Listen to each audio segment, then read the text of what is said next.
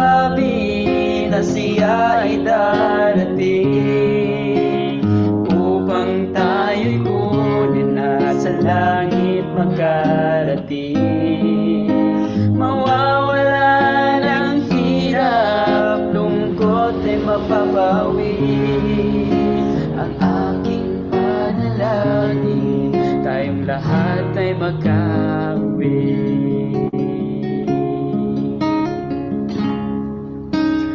Darating ang oras, ibubuhos ng langit ang mangkok sa lupa, punong-puno ng galit. Titindi ang init ng araw na walang katulad. Lahat ng nasa hula ay pawang matutupad. Ang Diyos nagsasabi na siya ay darating upang tayo'y kunin na sa langit makarating. Mawawala ng hirap, lungkot ay mapapawi. Ang aking panalangin, tayong lahat ay makauwi. Darating ang oras, ibubuhos ng langit ang mangkok sa lupa, punong-puno ng galit. Magdidilim ng sobra, kidlat-kulog ay maririnig, at ang lahat ng natitira'y lindol ay yayanig. Ang Diyos nagsasabi na siya ay darating upang tayo'y kunin na sa langit makarating. Mawawala ng hirap, lungkot ay mapapawi. Ang aking panalangin, tayong lahat ay makauwi. Ang Diyos nagsasabi na siya ay darating upang tayo'y kunin na sa langit makarating. Mawawala ng hirap, lungkot ay mapapawi. Ang aking panalangin, tayong lahat ay makauwi. Aking panalangin, tayong lahat ay makauwi.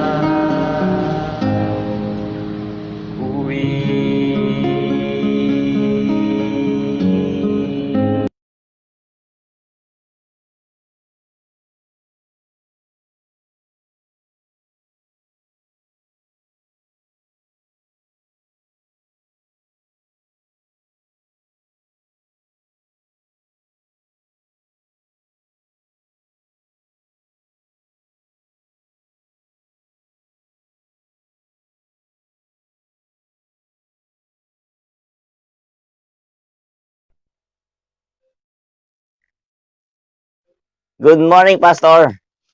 Good morning. Good morning, Brother Joses. Napakagandang umaga ngayong araw ng Sabado, Pastor. January 23. Napakaganda ng ating umaga. Pastor, napansin natin na tayo ay maaga ngayon sapagkat alam natin na ang lahat ng ating mga kapatid at ang ating mga kaibigan ay naghahanda sa preparation ng ating church. At ngayong umaga ay patuloy po tayong magalak at purihin ang ating Panginoon sa kanyang kagandahang loob sa ating buhay, na tayo patuloy na ginigising at patuloy na inuudyukan na patuloy na magtapat sa kanya. At ngayong umaga, mga kaibigan, mga kapatid, ay ang magsasalita sa atin ngayon ay si Pastor Juby. Pastor Juby, yan po ang ating speaker ngayong umaga. At before po siya mag-start, ay makakarinig po tayo uli ng ating team song, yung Only Jesus. Yan, ito yung ating team song by Mohana Tagle Pablo. Siya po ang nagsulat ng awit na yon sapagkat siya po ay ating kaibigan. Yan. At ngayon po ay, before po tayo mag-start ng ating devotional, tayo po ay, samahan niyo po ako na tayo ay manalangin lahat. Panginoon namin Diyos na makapangyarihan sa lahat, tunay na napakadakila nyo sa inyong mga anak, sa inyong bayan. At patuloy nyo kaming gabayan sa aming pag-aaral. Kayo ang maluluhati, may angat ang inyong pangalan. At patuloy na ang bawat puso ng aming, ang bawat puso namin ay patuloy na magpasakop sa inyo. Ihanda po ang aming puso at isipan, higit sa lahat ng aming mga viewers na makikinig, patuloy na makinabang sila at patuloy na bless at ma-inspire sa inyong mga salita. Patawad, Panginoon, sa aming mga pagkukulang, sa aming mga nagawang kasalanan. Salamat sa buhay at kalakasan na panibagong haharapin namin sa maghapon nito. Salamat po sa pagdinig ng aming panalangin sa pangalan ng aming Panginoong Hesus. Tayo po ay dadako na sa ating team song, Only Jesus.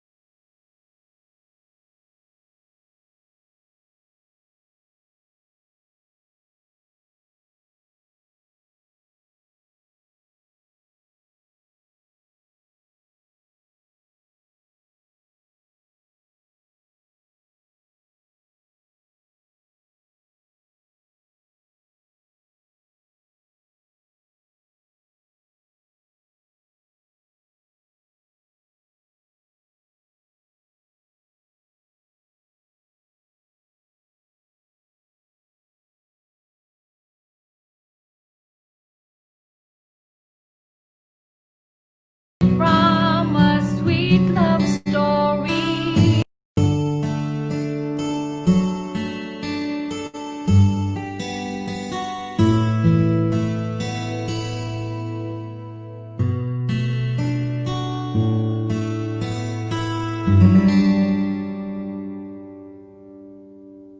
For quite a long time, love I tried to find. I thought I'd see it in a movie or read it from a sweet love story. Often I heard love's mentioned in a song. It was just a hymn of love so blue. Love wasn't there, not even a clue. Only Jesus showed me what's true love. He gave his life on that shameful cross. After all I did to hurt him, his love is never fading. No one explains true love.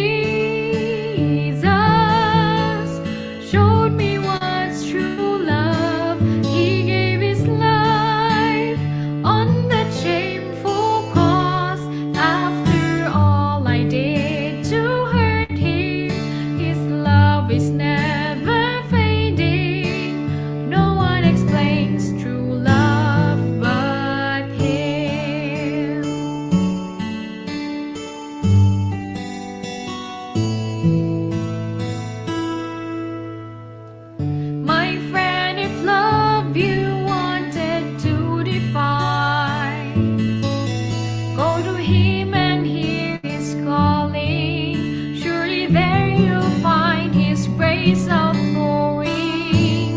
Don't turn away, for his love can't be replaced. Let him cool your heart, his love impart. Believe me, it's true, my lover loves you too. Only Jesus showed me what's true love. He gave his life on that shameful cross. After all I did to hurt him, his love is never fading.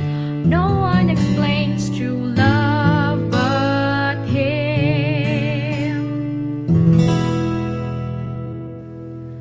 No one explains true love but him.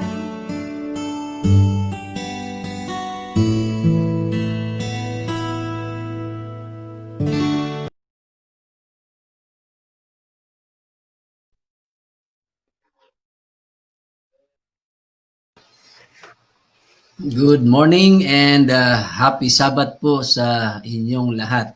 Ayan. Medyo nakakapanibago po dahil mas nagsimula tayo ng mas maagang oras ngayong umagang ito kaysa mga nakaraang araw. Ito po'y ating sinadya sapagkat ngayong umaga ay Sabado. Ako po ay maglilingkod sa Iglesia ng Santa Lucia sa Dolores, Quezon. Si Brother Joseph naman po ay diyan sa Batangas, ano po. Kaya amin pong minarapat na agahan ang ating pasimula upang kami po ay aabot din sa appointment. Okay, tayo po ay nagpupuri sa Panginoon sa napakagandang umagang ito at kasama namin kayo diyan po sa Facebook Live. Salamat po sa inyong palaging panonood at pagsuporta po sa ating morning devotional. Ang atin pong pag-aaral o devotional ngayong umaga ay may pamagat po, Example of the Bereans. Ayan. Ito po ay galing sa ating morning devotional na Homeward Bound. At ang atin pong text ay masusumpungan po sa Acts 17:11. Ang sabi po diyan, they received, yan sa kompleto po sa ating screen. Now these Jews were more noble than those in Thessalonica. They received the word with all eagerness, examining the scriptures daily to see if these things were so. Yan, Acts 17:11. Okay? So, ang atin pong devotional ngayong umaga, mga kaibigan, mga kapatid, ay patungkol po sa kasaysayan ng Apostol Pablo. Alam po natin si Apostol Pablo na siya po ay isang mangangaral. Yan, isa pong missionary sa kanyang kapanahunan at napakasigasig po niya. Siya po ay nagkaroon ng first missionary journey, nagkaroon ng second at nagkaroon ng third missionary journey. At doon po sa Asia Minor ay kanya po itong nilibot. Marami po siya mga pinuntahan kagaya ng mga lugar ng Antioquia, yung pong Thessalonica, Philippi, Ephesus, yung po halos yung 7 churches sa New Testament. Subalit isa po sa kanyang napuntahang lugar ay ang Berea. Yan. At ang tawag po sa kanila ay mga Bereans. At ito pong taga Berea ay tinanggap ang Apostol Pablo at lalo't higit ang kanyang pangangaral sa kanila. At siyempre po sa lugar na yon ay merong mga Hudyo at meron ding mga Griego. Ayan. Kaya dito, si Apostol Pablo po, nung siya makarating doon, ay kanyang nasumpungan na marami pong mga Hudyo na napakabukas ang kanilang isipan at laan at handa pong siya sa atin ang mga katotohanan na kanyang itinuturo. Kumbaga po mga kaibigan ay meron na siyang point of comparison. Bakit po?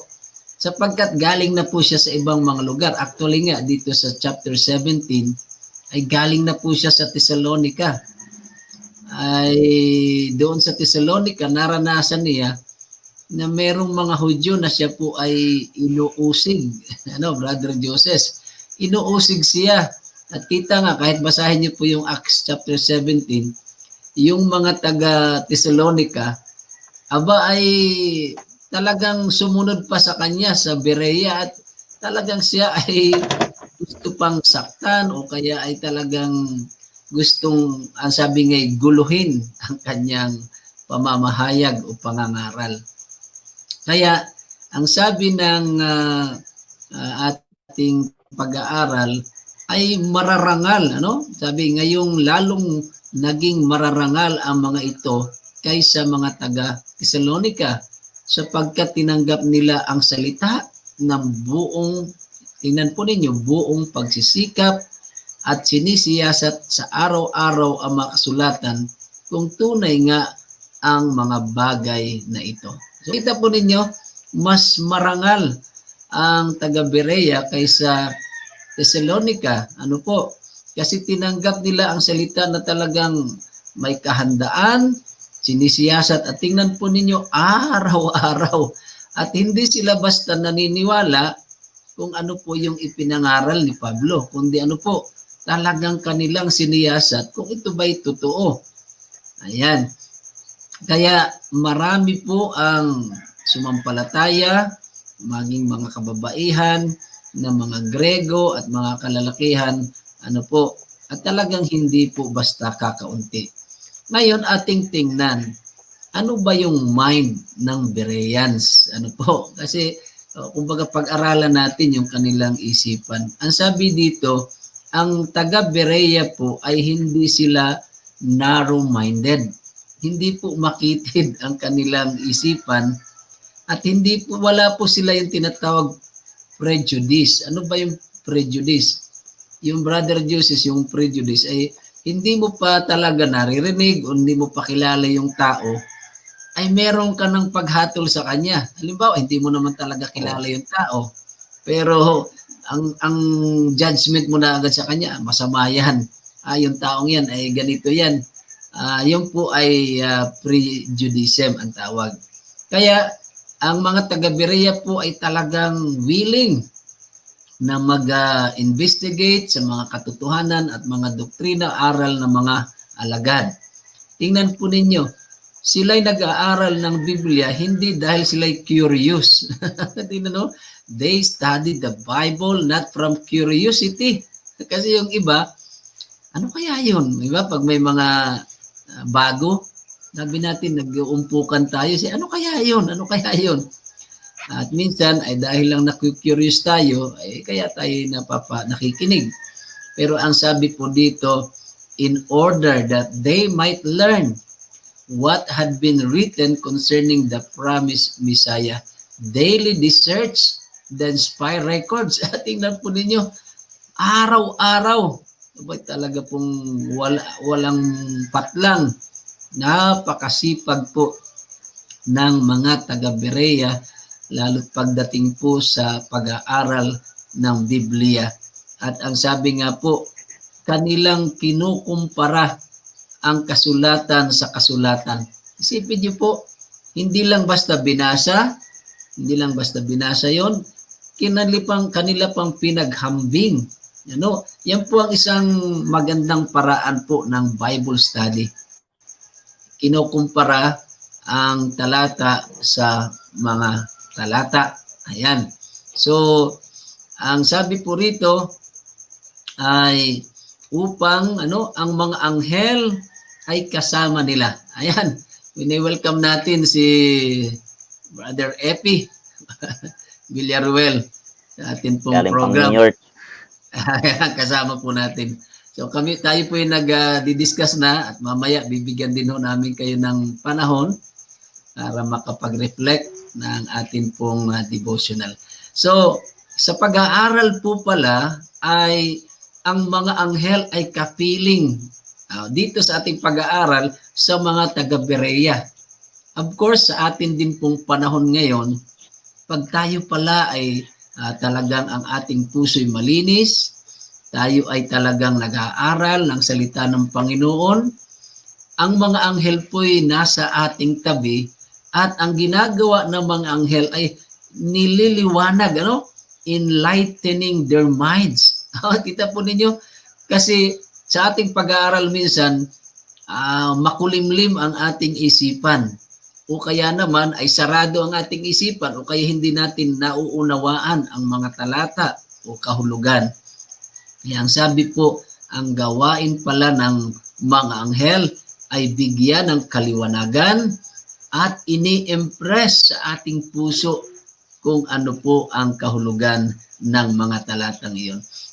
Kaya nga, sa pagpapatuloy, kung ito pong mga katotohanan ng Ebanghelyo ay naipahayag, ang sabi po ay yung pong meron talagang honest na pagnanasa na malalaman ang salita ng Panginoon. Ang sabi, ginagawa ito ng tama at ito'y inaakay tayo sa diligent searching of the scripture. Ang ganda po noon yung word na diligent. Kasi po ibig sabihin ito'y may kasipagan, may pagtsatsaga na pag-aaral ng salita ng Panginoon. Ang malimit po pag nagbasa tayo ng Bible ay pag hindi na natin nauunawaan o kaya po'y malalim ang kahulugan ay para bagang pwede na tayong antukin o kaya ating sasabihin ay hindi ko na ito maunawaan kaya parang gusto ko nang itigil ito at pwedeng sumuko ka at sabihin hindi na lang ako magbabasa ng Biblia. Kaibigan, huwag kang sumuko kapag tutulungan ka ng Panginoon na maunawaan ang iyo pong pinag-aaralan. Kaya nga po, sa huling kapanahunan, sa kasaysayan po ng sanlibutan, yung pong mga testing truths, may mga tinatawag pong testing truths, yung mga katotohanan na talagang subukan, sinusubok po tayo ay pag ito po ay naipahayag na at doon po sa mga katulad ng taga-Berea na susunod po sa kanilang halimbawa, yung pagsisiyasat sa katotohanan, araw-araw, kinukumpara ang salita ng Panginoon sa ibang mga katotohanan. Ang sabi po, kung ito ay mangyayari, ang sabi po ay itong sa panahon natin ay meron sana malaking bilang ng matapat sa mga kautusan ng Panginoon. Tayo ang sabi nga lang, kung ating ihahambing ngayon, sabi, where now there are comparatively few. Kita po, kung ito sana po ay tinutularan natin ang mga taga-Berea, ang mangyayari po pala'y marami ang tatanggap ng salita ng Panginoon. Subalit, kakaiba po ang nangyayari kasi pagka ang tinatawag nating unpopular Bible truths ang ating ipinahayag, marami po ang tumatanggi na ito'y pag-aralan, Brother Joseph at Brother Epi. Ang nangyayari pala ay mas ginugusto ng tao yung popular beliefs. Ano ba yung popular beliefs? Yun yung mga hindi nakakapagpabago ng ating puso, ng ating sarili. Yun lang parang inaakay ka. Yung bagang parang ikaw'y pinupuri lamang. Pero yung mga testing truths ay talaga pong nanunuot yan sa mga buto, sa kalamnan natin at talagang pag kayo ating tinanggap, nababago tayo. Kaya nga ang sabi po, bagaman ang sabi na parang hindi, though unable to controvert the plain teaching of the scripture, they yet manifest the utmost reluctance to study the evidence offered. Kaya yun po ang nangyayari.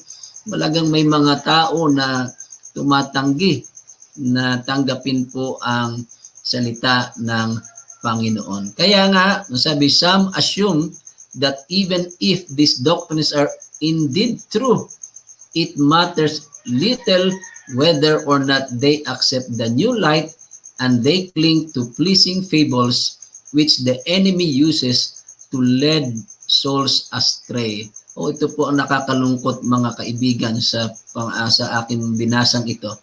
Na bagaman alam po nila na talagang ito yung mga katotohanan, ay tinatanggihan po nilang tanggapin ang bagong liwanag. At ang mas ginugusto pa ng mga tao ngayon ay yung pleasing fables. Mabanggit ko lang ng kaunti, sa ating panahon ngayon, dahil talagang nasa social media tayo, ang marami po sa ngayon ay yung mga tinatawag nating mga fake news. Yan, palagay ko po, napapadalang kayo ng mga fake news. Ang fake news ay minsan po ang dating parang totoong-totoo. Subalit kung talagang sisiyasatin natin, ay hindi po yung totoo. Ngayon, marami ang nagsishare, marami ang nagpapadala. At ang akala ay talagang yun ay totoo. Ayan. So, kailangan po nating ingatan yun. Kasi ang gusto nga ng mga tao, yung mga katang-isip. Yung mga tao. Ito pala ay gawa o likha po ito ng kaaway para po tayo mapalayo sa Panginoon. Kaya nga, ang kanilang mga isipan ay nabubulag sa mga kamalian at sila po'y napapawalay sa langit. O napakalungkot po ito, mga pangyayaring ito. So ang sabi, lahat tayo'y hahatulan sa pamagitan po ng liwanag na naibigay sa atin. Kaya ang Panginoon po ay nagpapadala ng kanyang mga ambassadors, kanyang mga sugo. Kaya nga po may mga ngaral, kahit online o face-to-face na mga pangangaral, yan po yung mga mensahero ng Panginoon para sa kaligtasan. At ang sabi nga po, yung mga talagang gusto pong makinig ng salita ng Panginoon ay sabi, we will hold responsible for the way in which they treat the words of His servant. At ang sabi sa huli pa, those who are sincerely seeking for truth will make a careful investigation in the light of God's word of the doctrines presented to them. Napakaganda po ng ating devotional. Binigyan po tayo ng halimbawa ng mga taga-Berea kung paano po natin pag-aaralan ang salita ng Panginoon. Sa pagkakataong ito ay ibibalik ko na kay Brother Joseph ang pangasiwa para po sa ating mga reflection. Napakaganda, Pastor. Yan, napakaganda ng ating topic na ito pang example pala ito ng mga Bereas yan, sa English. Tama ba? Ibig sabihin na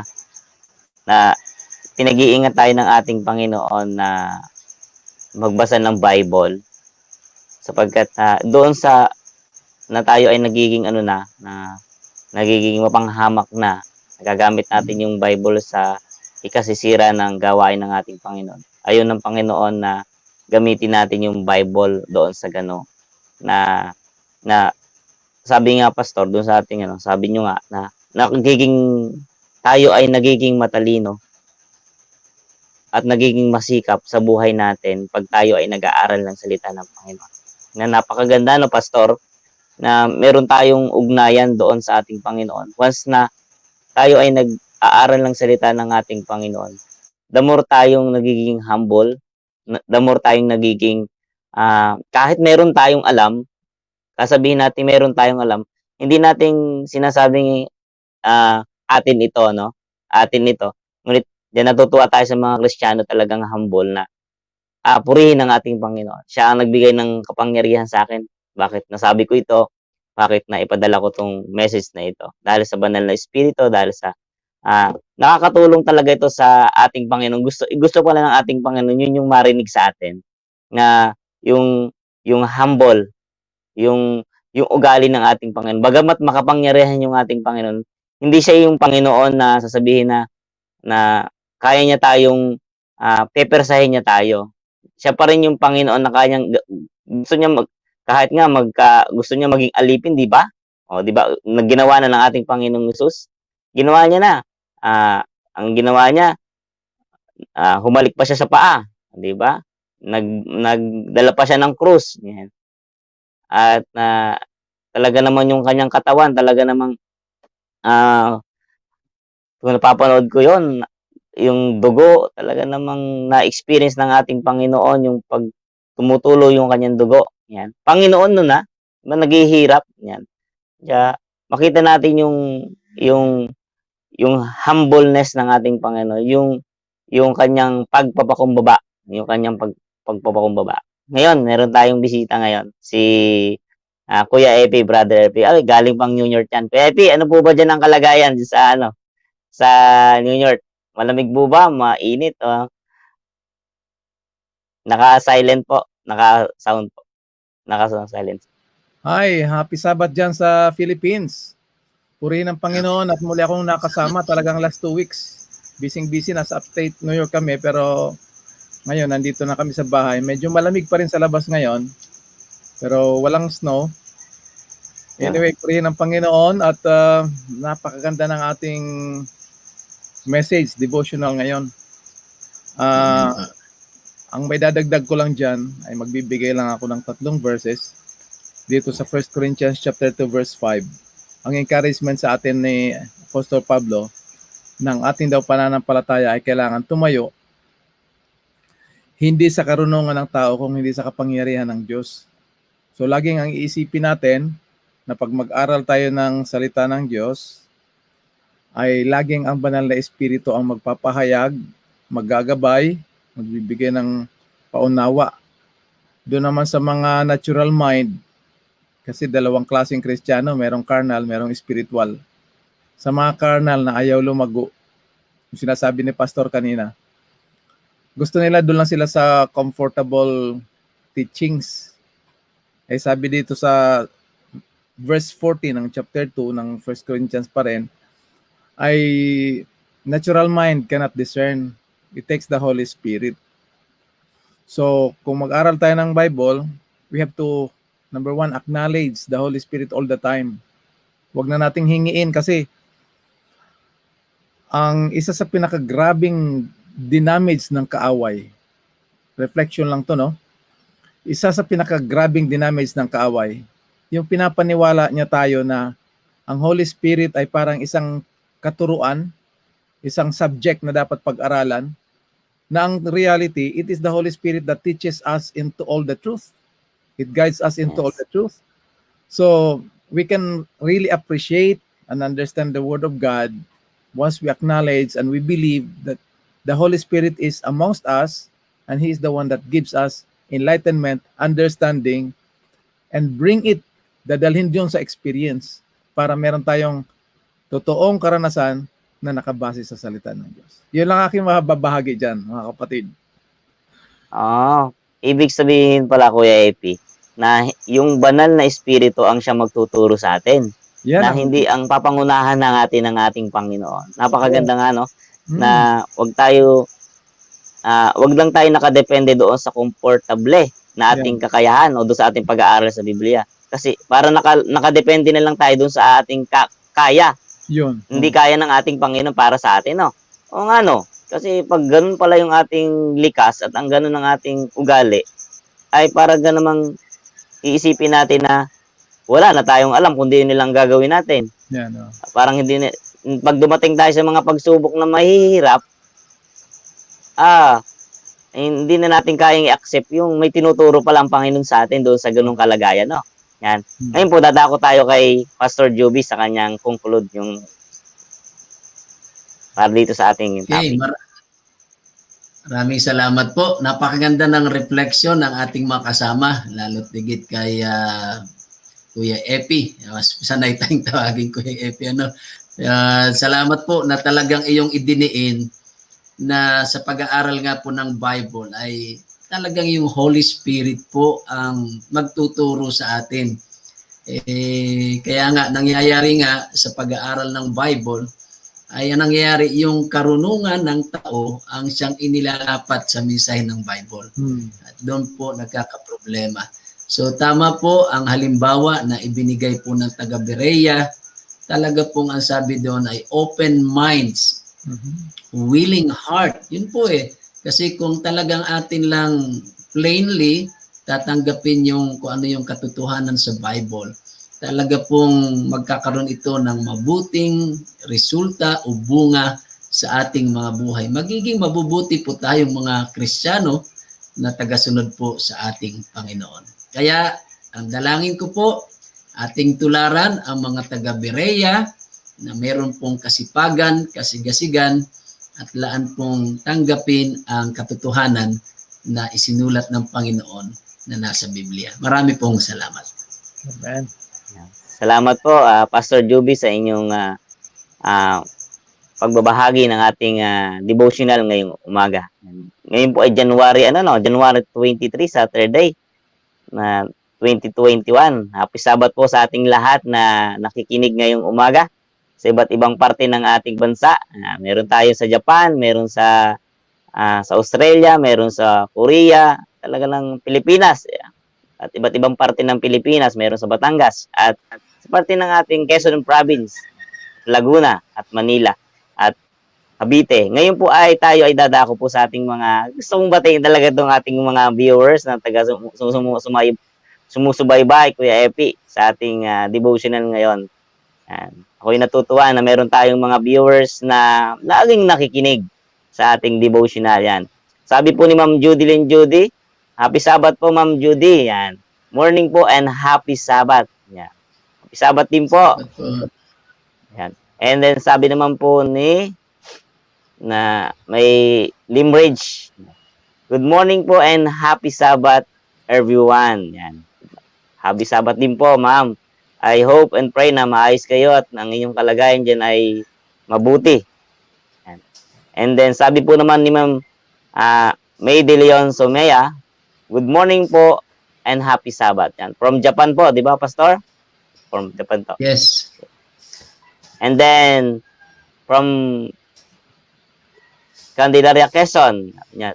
Good morning po and Happy Sabbath to all. Yan. Sabi po ni Sister Doris Bantok. Yan.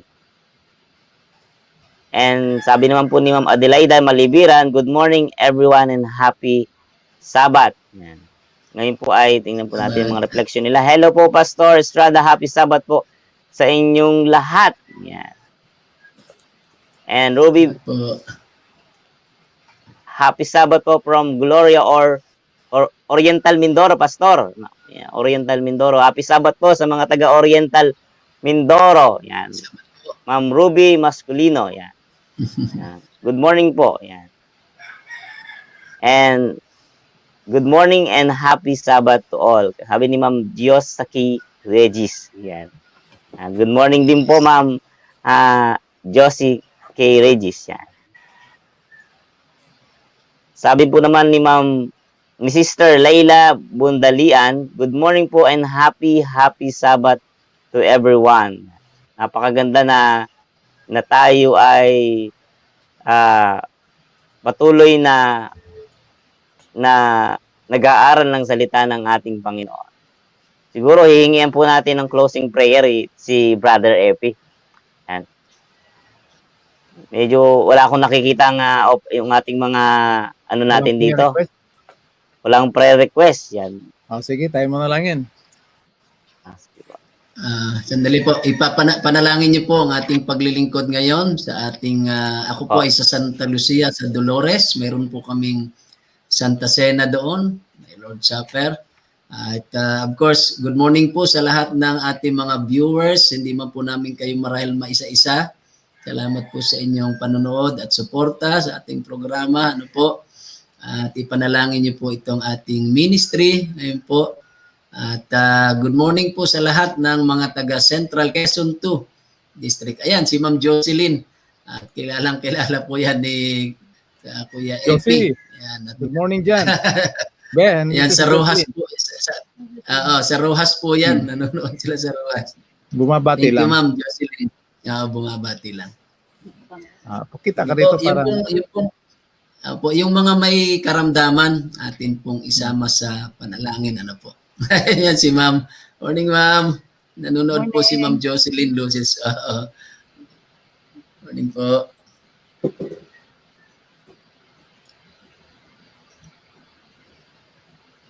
Siguro, Pastor, tayo ay mag-i-start na ng ating closing prayer ngayong Sige. umaga. Sige po. Pagkakaloban po tayo ng closing prayer ni Kuya Epi. Sige. Sige po. Tayo yung manalangin. Naka-on ba yung camera ko o i-off na ko lang? Naka-on po yan. I-on lang natin? Sige. Yan. Sige. Tayo yung manalangin. Dakila po naming Diyos ang manaming banal.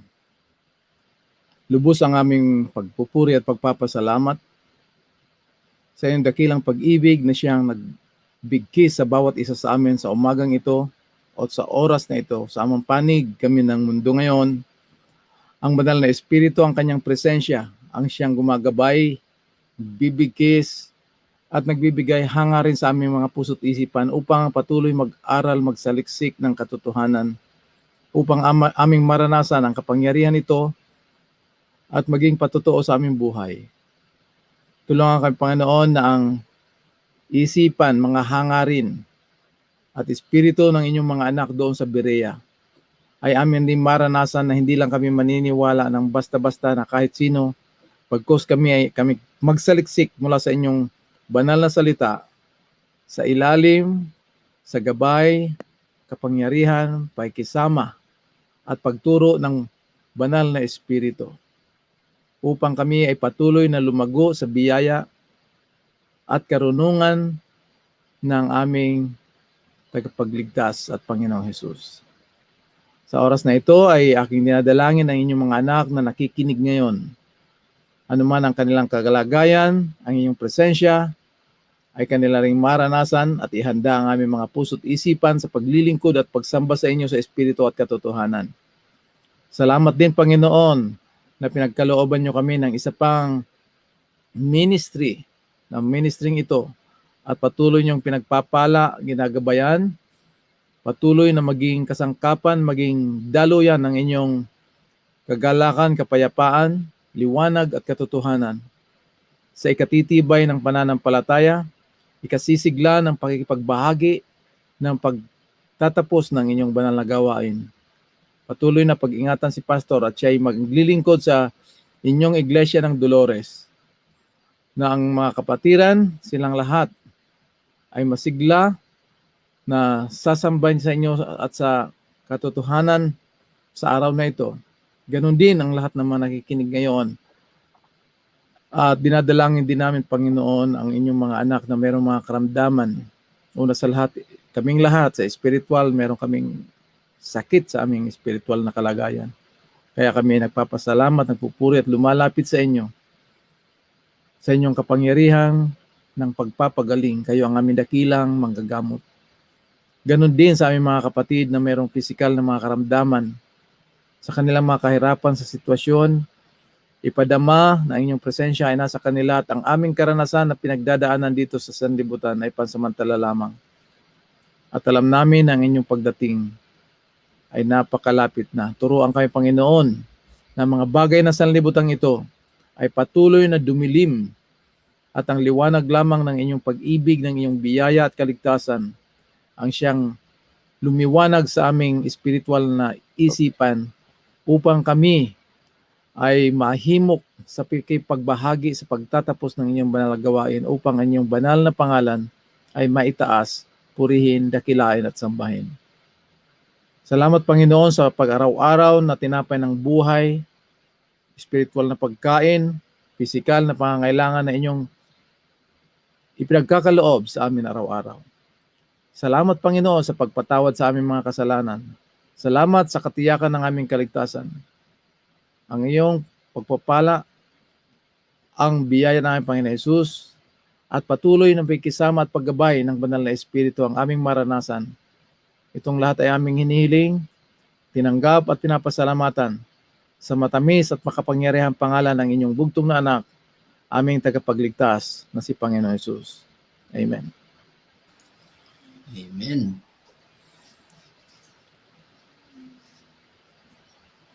Yan, maraming salamat po sa nagbahagi ng kanilang mga reflection. Yan, si Pastor Juby and Brother Epi. Yan. Salamat, Kuya Epi, na ikaw ay amin nakasama ngayong umaga. Praise the Lord na happy Sabbath po. Ng konti, oo.